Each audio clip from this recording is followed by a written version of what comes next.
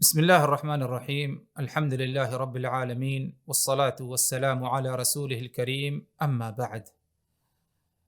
محترم حضرات، السلام علیکم ورحمۃ اللہ وبرکاتہ۔ ماہ رمضان میں اگر دیکھا جائے حضرات، تو جو ہم روزہ رکھتے ہیں اللہ تبارک و تعالیٰ کے حکم پر عمل کرتے ہوئے، اس مکمل مہینہ کا جو ہم روزہ رکھ رہے ہیں، اس روزے میں توحید کے مظاہر، توحید کے کئی قسم کے پہلو اس میں کیا ہے پائے جاتے ہیں۔ اس روزے کے ذریعے ہمیں توحید کی طرف دعوت دینا، توحید پر قائم رہنے کی ہمیں کیا ہے تربیت دی جا رہی ہے، کیونکہ ہم جانتے ہیں کہ عبادت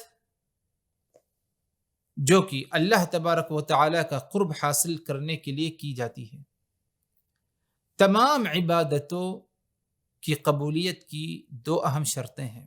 اگر یہ دو شرطیں پائے گئی تو عبادت قبول ہے، ورنہ عبادت کیا ہے مردود ہے۔ پہلی شرط ہے اخلاص اور دوسری شرط ہے اتباع۔ اخلاص یعنی اللہ وحدہ لا شریک کے لیے عبادت کرے، اسی سے ثواب کی امید رکھے، اللہ کے ساتھ عبادت میں کسی کو شریک نہ ٹھہرائے، ریاکاری دکھاوا نہ ہو۔ اگر عبادت میں شرک ہے تو عبادت قبول نہیں بلکہ مردود ہے۔ دوسری شرط ہے اتباع، یعنی نبی پاک صلی اللہ علیہ وسلم کی اتباع اور پیروی کرتے ہوئے، جس طرح آپ صلی اللہ علیہ وسلم نے عبادت کیا، یا جس طرح آپ صلی اللہ علیہ وسلم نے عبادت کرنے کا حکم دیا ہمیں، آپ ہی کی اتباع کرتے ہوئے ہم اس عبادت کو کیا ہے انجام دیں۔ اگر یہ دو شرطیں پائی گئیں تو ہماری عبادت کیا ہے قبول ہے، ورنہ نہیں۔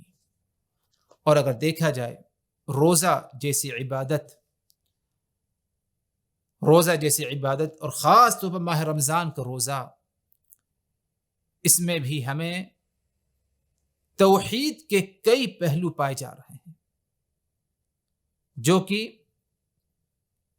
عبادت کی قبولیت کے لیے شرط ہے کہ عبادت کرتے وقت ہمارے اندر توحید پائی جائے، شرک نہ ہو، اخلاص ہو۔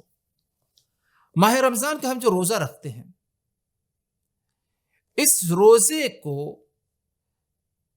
اللہ تبارک و تعالی اسی وقت قبول فرمائے گا، اس روزے پر اسی وقت اجر و ثواب ملے گا جب یہ روزہ ہم نے اخلاص کے ساتھ رکھا ہو، توحید کے ساتھ رکھا ہو۔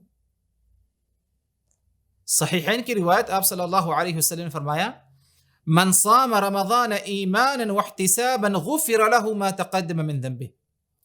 جس شخص نے ماہ رمضان کا روزہ رکھا ایمان کے ساتھ، احتساب کے ساتھ، یعنی اللہ پر ایمان اور یقین رکھتے ہوئے، احتسابا یعنی اللہ ہی سے صرف ثواب کی امید رکھتا ہے،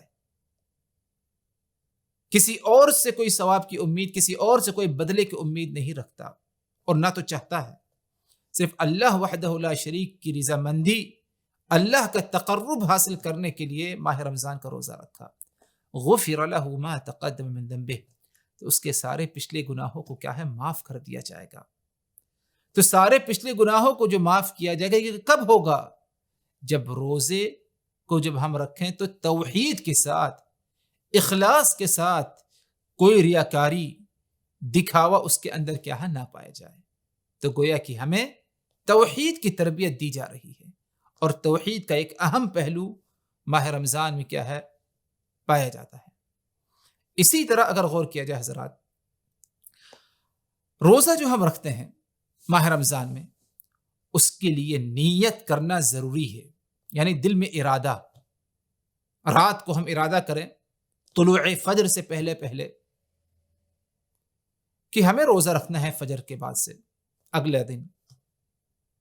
نیت اگر نہیں، بغیر نیت کے اگر کوئی روزہ رکھ لیا تو اس کا روزہ قبول نہیں ہوگا، کیونکہ تمام اعمالوں کا دار و مدار انما الاعمال بالنیات، تمام اعمالوں کا دار و مدار نیتوں پر ہے، اور روزہ بھی ایک عمل ہے. تو روزے کی قبولیت کے لیے ضروری ہے اور روزے کے صحیح ہونے کے لیے شرط ہے کہ رات کو ہم کیا ہے نیت کریں اور ارادہ کریں. اور ارادہ کیا کریں کہ اللہ کے لیے ہمیں کل روزہ رکھنا ہے. رمضان کا روزہ اللہ نے ہم پر فرض کیا ہے. اس فرضیت کو انجام دینے کے لیے اللہ کی اطاعت کے لیے ہمیں کیا ہے روزہ رکھنا ہے. آپ صلی اللہ علیہ وسلم فرمایا من لم یجمع الصیام من اللیل فلا صیام لہ. جس شخص نے رات ہی سے روزے کی نیت نہ کی ہو تو اس کا روزہ نہیں ہوگا. تو طلوع فجر سے پہلے فرض روزے کے لیے نیت ہے اور نیت کیا کہ اللہ کے لیے ہم روزہ رکھیں, یہ ہمارا ارادہ ہو. گویا کہ یہ بھی ہمیں توحید کی تربیت دی جا رہی ہے کہ ارادہ کرو روزہ رکھنے کے تو صرف اور صرف اللہ کے لیے ارادہ کرو, کسی اور کے لیے نہیں ہو. اسی طرح توحید کا ایک پہلو اس ناحیے سے بھی حضرات پایا جاتا ہے کہ روزہ ایک ایسی خاص عبادت ہے جسے اللہ تبارک و تعالی نے اپنے طرف منسوب کیا. حدیث قدسی میں آتا ہے کہ اللہ تبارک و تعالی فرمایا کہ ہر عمل ابن آدم کا اس کے لیے ہے, یعنی جو عمل کرتا ہے اسے اس کا اجر و ثواب معلوم ہے, اسے دے دیا جاتا ہے. الا الصوم فانه لی وانا اجزی بہ, سوائے روزہ ایک ایسا عمل ہے فانه لی جو میرے لیے رکھا جاتا ہے.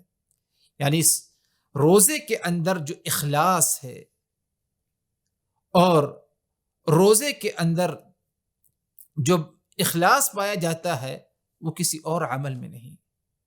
اور کتنا زیادہ انسان کے اندر اخلاص ہے اور کتنا زیادہ انسان روزہ اللہ کے ڈر سے رکھ رہا ہے یا کہ لوگوں کے ڈر سے رکھ رہا ہے, اس کے بارے میں صرف اللہ کو علم ہے. ایک آدمی لوگوں کے سامنے ہے, اپنے آپ کو کھانے پینے سے روکا ہے, لیکن تنہائی میں ہے, کیا اس نے اپنے آپ کو کھانے پینے سے روکا ہے؟ اس کا علم صرف اللہ وحدہ لا شریک کو ہے. ایک شخص روزہ رکھ لے, نفل روزہ مثال کے طور پر, اور باہر گھر کے نکل جائے تو کیا کوئی کہہ سکتا ہے کہ یہ فلاں شخص روزے سے؟ نہیں کہہ سکتا جب تک کہ وہ خود اس کے بارے میں نہ بتائے. بنسبت دوسری عبادات کی نماز جب پڑھتا ہے لوگ دیکھ رہے ہیں, حج کرتا ہے لوگوں کی نگاہ میں ہے, قرآن پڑھتا ہے لوگ دیکھ رہے ہیں, لیکن روزے کے بارے میں کوئی نہیں بتا سکتا جب تک کہ انسان خود نہ بتائے. تو یہ مطلب ہے الا الصوم فانه لی وانا اجزی بہ, سوائے روزے کے روزہ میرے لیے رکھا ہے.